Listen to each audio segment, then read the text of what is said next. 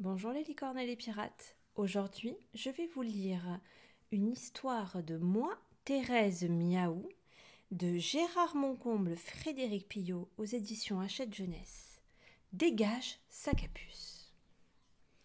Colimatou. La famille est en ébullition. Aujourd'hui, le frère de maman qui habite à Tokyo a envoyé un gros colis. Moi, je m'en contrefiche, il m'oublie toujours, le tonton du Japon. Le cadeau déballé, stupeur totale. Les papas-mamans sont baba, et moi aussi, Matou Berlu. Un chat automatique en plastoc, il est toc-toc le tonton. Trop beau ce robot, glapit Suzanne. J'adore.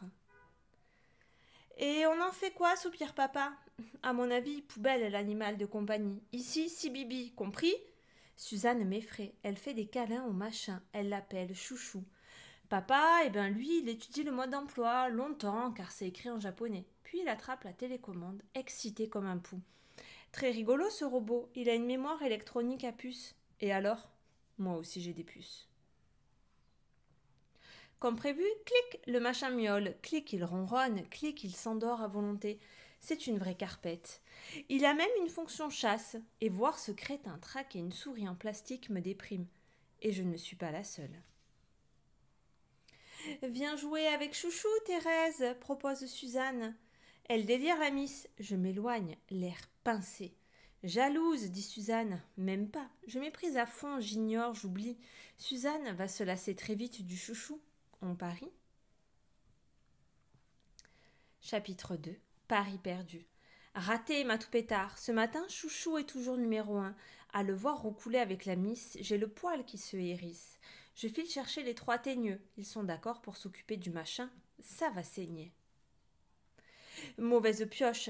J'avais vu Mathieu le pouilleux, Croque-Poubelle et Pépé la sardine, autant s'amuser. Dégonflé, traître. Pareil pour les souris. Chouchou les épate avec son coup de patte. Sympa les copines. Bon, je sais ce qu'il me reste à faire. J'attends la nuit. Suzanne a mis Chouchou en fonction sommeil. L'imbécile fait son ronron bidon. Parfait, à moi de jouer. Je flanque la télécommande dans la poubelle. Ni vu ni connu, demain matin, les époueurs passeront et hop, ciao robot. Sans appète, plus de carpette.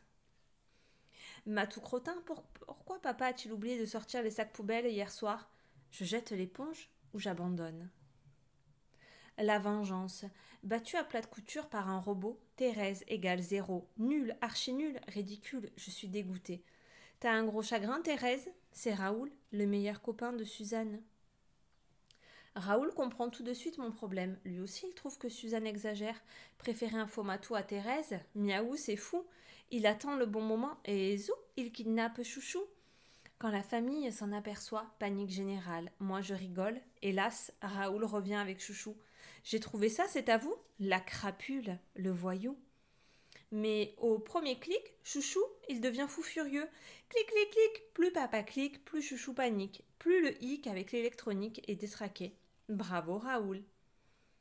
Bazar de ma boule, charivari d'enfer, chamboule tout, Chouchou se surpasse. Et quand les robots se déglinguent, c'est dingue, du coup papa décide d'anéantir le monstre. Moi, je ne me déglingue jamais, toujours la même. Tu viens jouer, lance Suzanne? Si je veux, miss, une Thérèse, ça ne se télécommande pas. Et maintenant, la petite licorne va vous lire une petite partie du texte. Salut, moi c'est Thérèse, la Thérèse en vrai, avec des poils, des moustaches.